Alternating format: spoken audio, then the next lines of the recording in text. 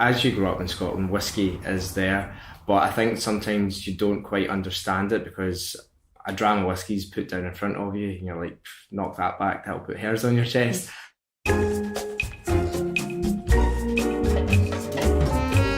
Welcome to the Lush Life podcast. I'm your drinking companion, Susan Schwartz, and I bring you the how-to guide for living life one cocktail at a time. Thanks to my mother's love of martinis, the first words I spoke were shaken, not stirred, and I've been obsessed by cocktails ever since. Together, we'll learn from bartenders, brand ambassadors, distillers, and others why certain drinks are popular in certain cultures, how to make the perfect old-fashioned, when to shake and when to stir, and so much more. Hear that sound? It's time to cozy up to the bar and let the fun begin. Most of the people I interview have been doing their jobs as brand ambassadors for a long, long time, having begun their career as bartenders or in-house at a drinks brand. Few have come to it through a special program designed to appeal to graduates from all backgrounds. I thought that hearing that journey would make a change. Our guest today, Scott Lever, was one of those lucky grads. Only a year ago, he embarked on the Chivas International Graduate Programme and is here to tell us all about it. Okay, so I grew up in a town called Greenock, which is in the west coast of Scotland. It's just like outside Glasgow, roughly about 20-25 minutes away in the car, and it's right beside the River Clyde. Well, so you know, when anyone hears a Scottish accent, they think you probably were breastfed, you Scotch whiskey. Yes. So was this true? No, I'll be honest with you, it wasn't. So I actually started to get into like Scotch whiskey when I applied for this job as an international brand ambassador. But before going for the interview, etc., I went to a whiskey tasting, which was actually at the Tennant's Brewery. So Tennant's is like a pretty big Scottish lager. But each month they have a whiskey brand ambassador come in and talk to you about the different regions where whiskey actually comes from. So your Highlands, Lowlands, Speyside, Campbelltown and Islay. And he took us on a bit of a whiskey journey. Did you know any of this? No. It was all new to you? It was all completely new to me. Also, I'd like whiskey, as you grow up in Scotland, whiskey is there. But I think sometimes you don't quite understand it because a dram of whiskey is put down in front of you and you're like, knock that back, that'll put hairs on your chest.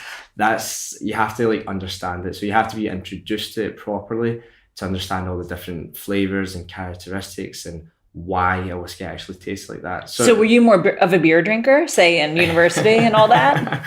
I was younger. I was a cider drinker. A cider? I did drink quite a lot of cider, and then I came off the cider and Tennant's was so from cider to whiskey. Yeah. Well, skip the beer. Yeah. So now there is.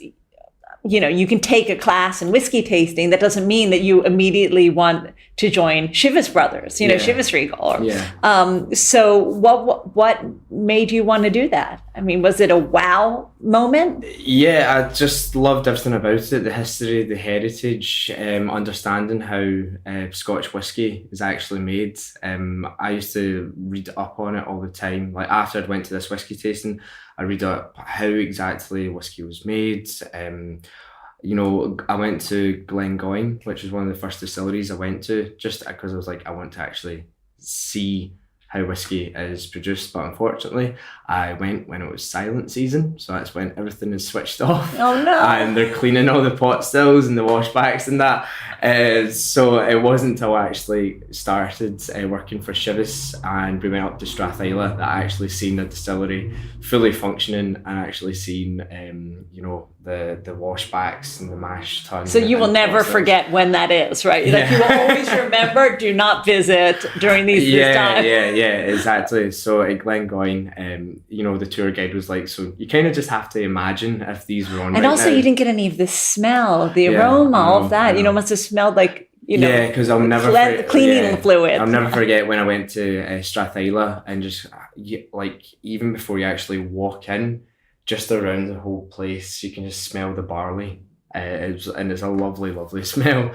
But it was incredible to actually walk in, and then as soon as you walk in, all the machinery's on. It's really, really loud, and lots of different parts are working in that. So it was incredible to see that, and especially when you see the spirit still as well. So you literally see all the new make spirit running off the still, and you get to actually have a better understanding of how this actually works. And then you go from a really, really loud distillery, and then you go into the warehouse where it's really silent, where all the whiskey is actually maturing for a numerous and all those casks. It is romantic. Yeah. And there's so many different types of casks. So obviously you have your ex-sherry butts, your ex-bourbon barrels. For Chivas Regal, we have these Japanese oak casks as well, so Mizunara.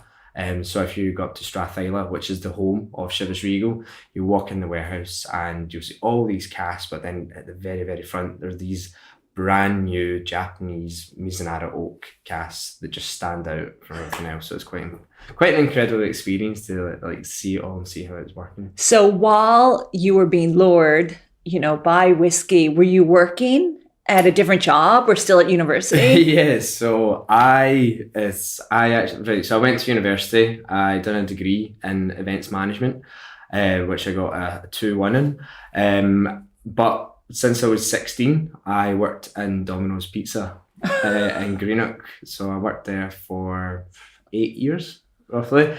So all whilst I was going through, so we also have college as well in Scotland. So I was at college for 2.5 years, and then I was at university for 3 years, all whilst trying to find out what exactly I wanted to do, because I started... and what my passion was for music performance, but then I went into the more music business side of it. Then I went to university to do a course in commercial music. Went straight into third year, found it a little bit difficult, couldn't do it, dropped out of it. Still at the same time, I did have my job with Domino's Pizza. After that, I started. I took like a bit of time out to find out what I wanted to do. I went to America, done Camp America, and then whilst I was out there, I was like, you know what, I want to do something in events management. So that's when I started an events management course, and eventually got my degree in that, all whilst at the same time. So as well as doing like Domino's, I'd done Erasmus, which you're a busy lad. Yeah. So I've done Erasmus in Belgium in a place called Kortrijk. I've also and you didn't get like lured in by the beer there? Oh yeah, I did get. All right. So there was a little beer in your past. Yeah, and as well, Dortmund. I'd done another Erasmus there. So in Germany, so there's plenty of beer there as well. Exactly. And I'd done another Erasmus in Spain, in Granada. So there's lots of different wines and that there as well. So I've always been quite an international person, I would say, from like America, Belgium, Germany, Spain. I think, you go to these places and sometimes you are the only Scottish person there, and you're sharing your passion for Scotland as a whole. So I think when it comes to the whiskey as well, as soon as I got into this job, it was that I can share my passion for Scotch whiskey, which is the biggest export in Scotland. So it's really, really cool to be able to go do that and make that my job. Exactly. Yeah. Now, had you heard about the Chivas program? It's so funny story. I went up to the Scottish Graduate Fair up at the SECC, and there was loads of different exhibitors, with all these different graduate schemes. So I was going around and I was looking at them all and talking to them, but every time I talked to them, there's nothing that quite suited the degree that I was doing. It was all more like engineering or like doctors or all that. So events management, as much as it is a great degree, is there's so many options. It's like if you're trained to be a doctor, you're going to be a doctor. But with events management, it can lead you into any walk of life. So I was up there, I was going around, and the Chivas Graduate Programme, they were there promoting it, but I didn't actually see them. it wasn't until the next day that I went to university, and I was talking to one of the girls in my class, and she was like, "Oh, did you go to the Scottish Graduate Fair yesterday?" It's like, yeah. She was like, "Did you see the Chivas Brothers stand?" And Just so she knew that you had this passion. No. Oh, she didn't even know? No. She didn't even know. So she was like, "The Chivas Brothers program, did you see that?" And I was like, "No, what's it about?" It's like, "Oh, well, you become an international brand ambassador, you become the face of the brand, you get to host like whiskey dinners and do whiskey tastings and that, and you know, get and you were to like, meet, oh my God, I missed it. Get loads of people." And I was like, "Oh, that sounds really, I think I could do that." So that day I went to the library, went on Google, typed in Chivas Brothers program, and straight away hit apply and just started going through the whole process of the application to see where it could take me. And when I did apply, I didn't really think much of it, because you had like the written application, but you also had the video you had to make as well. So the video was really for you to show what you're all about and what you could do, so they can get a real sense of what kind of person you were. So and it was only a minute long video. Once I'd finished like doing all the different clips, I think it was like 5 minutes long, and I was like, how am I going to like cut this down? So using iMovie and taking all the different clips and trying to do it in a really kind of professional way, I cut it all up into different like little sections where I could kind of really show what kind of person I was. So from talking about my Erasmus, working with Domino's Pizza, being in a band as well, because I also play guitar, and then just showing that I was already a kind of international talked person, and then just gave like, I think it was like 3 points. You had the international part, you just needed the brand ambassador part. Yeah. I always say that. I always kind of said I was already a kind of an international kind of brand ambassador for Scotland. Yeah, in a way, like going on Erasmus and talking to all these different people about where I come from. Obviously, they thought so too, because you got in. Yeah, but it's still, I never got in straight away. So I went to the assessment centre, which was a whole day of all different like challenges and that. After it, I felt really, really good. I was like, I could have a shot at this. Then I got an email saying that unfortunately I'd never got the job.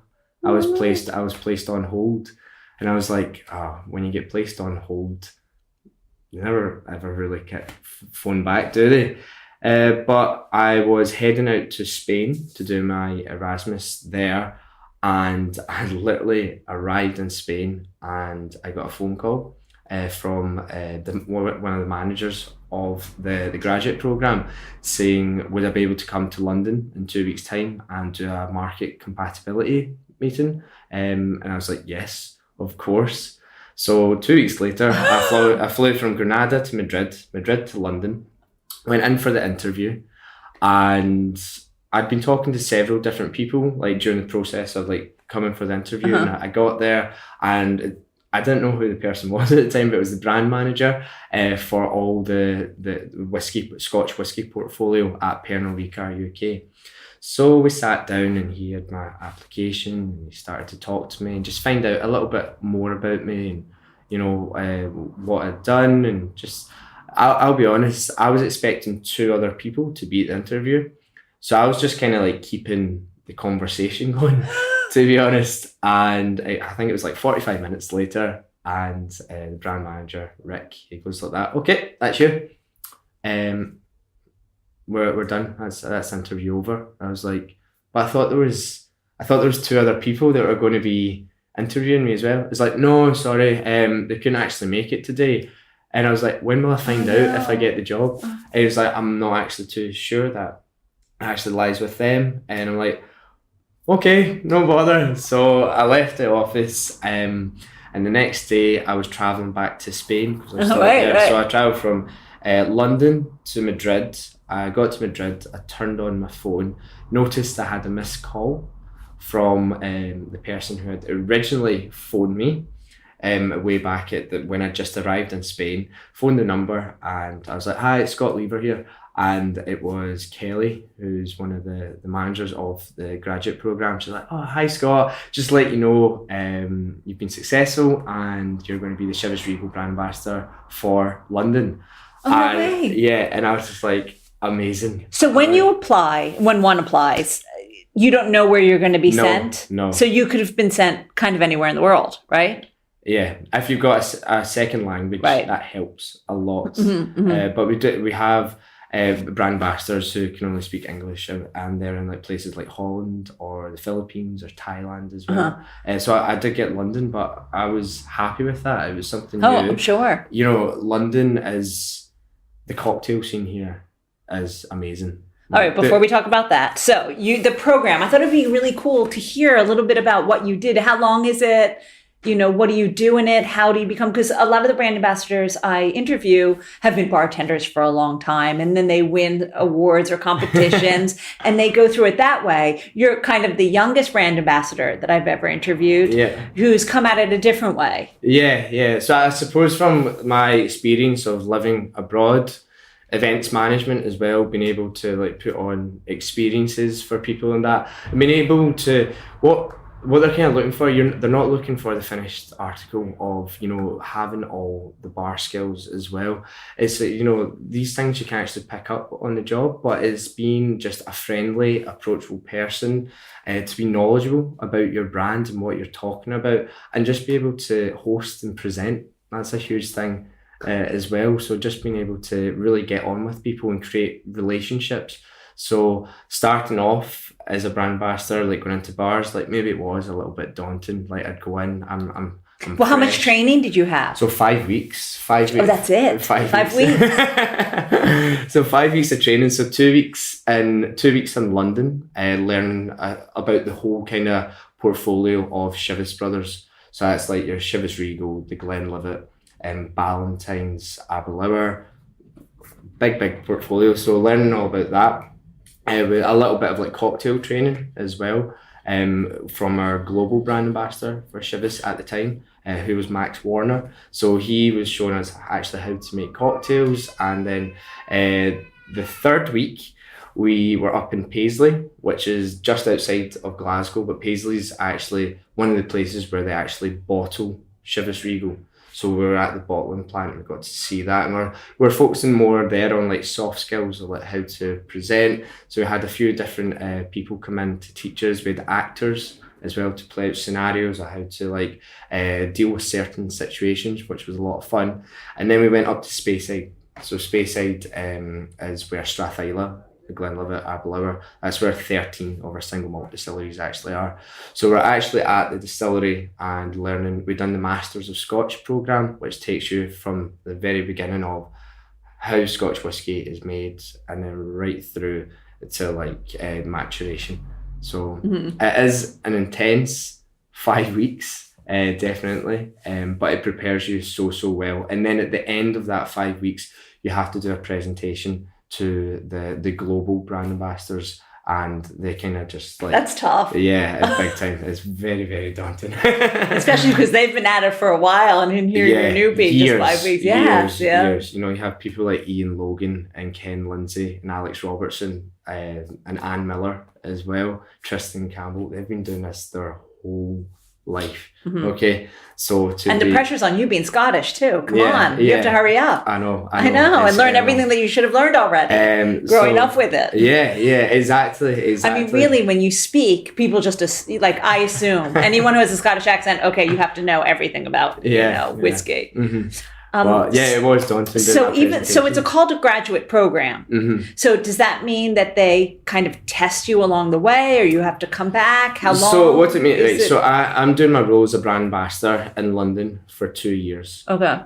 So after that, so that's me just done 1 year. So the other day, that was me a year in London, actually working here as a brand ambassador, and then your second year. So I'm starting to develop a little bit more. Like I know what the brand ambassador role is all about, but now what I'm starting to do is like take on various different projects to like go up a level, if you want to say. So I can go into bars and I can do whiskey tasting and that, but I want to kind of like, as a brand ambassador, my role is not all about sales, you know, like really pushing like volume or anything like that. It's about brand knowledge and educating consumers and getting them just to understand Chivas Regal as a premium blended Scotch whisky.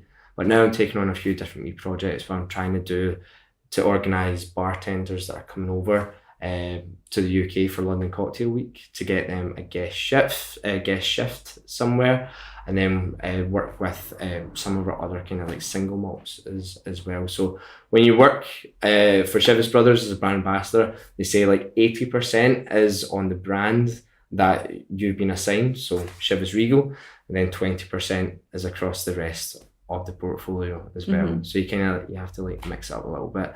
After you've done your 2 years as a brand ambassador, either I could be a brand ambassador in another country, so I might go for that. I could go into marketing as well. Pernod Ricard UK has an experiential team, so coming from an events background, that may be something that I'm looking to go into. So there's a lot of options there of what I would like to do, so I haven't quite decided quite yet. I do love the brand ambassador role, but if I was able to do it in another country, that would be amazing. So we're gonna have to check in with you next year and see where you're going. Is that a deal? Yeah, definitely. But don't you think we should pop open a bottle right now and have some? Yes, definitely. All right. Try some sugar. So check in with us in a year's time to find out what Scott is doing then. I'm sure you can all guess what our cocktail of the week might be, especially since Old Fashioned Week is right around the corner from November 1st until the 10th. So now, it's our cocktail of the week. Yes, you guessed it, an Old Fashioned, but not just any. Our cocktail of the week is the Chivas Extra Old Fashioned, and the extras make it so delicious. Add all these ingredients to a mixing glass. 50 mLs of Chivas Regal Extra, 12.5 mLs of nut and raisin syrup, 15 mLs of Pedro Jimenez sherry, and 2 dashes of nut bitters. Add ice and then stir, and then stir some more.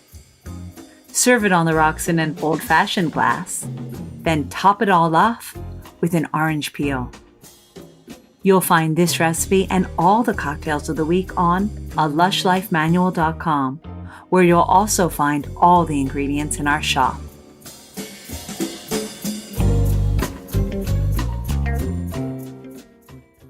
I just came back from Kentucky, and let me tell you, I cannot get enough of whiskey, Scottish or American. But sometimes you need a break, and so next week we fly to France, more specifically to the Savoy-Mont Blanc region, to taste a few wines from that area and meet a few of their producers. Until next time, bottoms up. Thanks for listening to the Lush Life podcast, the sister of A Lush Life Manual. For more information and links to everything you heard, plus a bit more, please visit lushlifemanual.com. Always remember the wise words of Oscar Wilde. All things in moderation, including moderation. And always drink responsibly. Okay, I said that last part. Theme music is by Steven Shapiro and used with permission.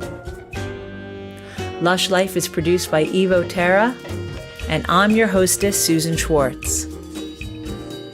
I'll see you at the bar.